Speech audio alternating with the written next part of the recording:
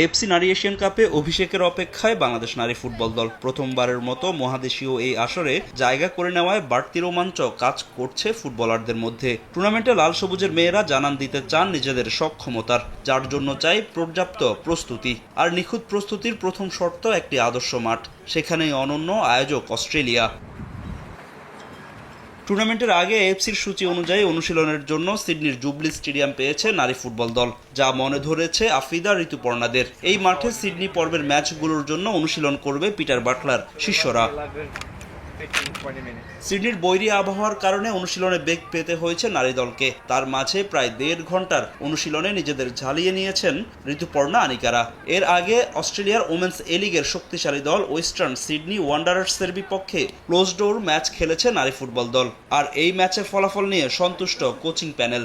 এত সুন্দর মাঠ, এত সবকিছু অর্গানাইজ, মানে আসলে মাঠ দেখেও আমাদের না প্লেয়ারদেরও ভালো লেগেছে। তারা মানে চাচ্ছে যে প্রতি মুহূর্ত যদি ট্রেনিং এর টাইমটা আরো বেশি থাকতো তাহলে করার জন্য, যেহেতু আজকে আমরা 2 ঘন্টার জন্য ফিল পেয়েছি।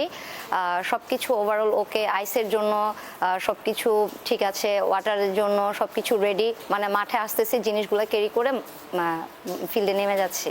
এদিকে অনুশীলনে নিজেদের মধ্যে ভাগ হয়ে ম্যাচ খেলেছে নারী ফুটবল দল। দলে নেই কোনো বড় ইনজুরি সমস্যা।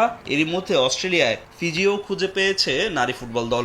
দলে তেমন কোনো ইনজুরি নেই, ছোটখাটো ইনজুরি যেটা আছে আলহামদুলিল্লাহ ফিজিও আছে, ওটা রিকভারি হচ্ছে।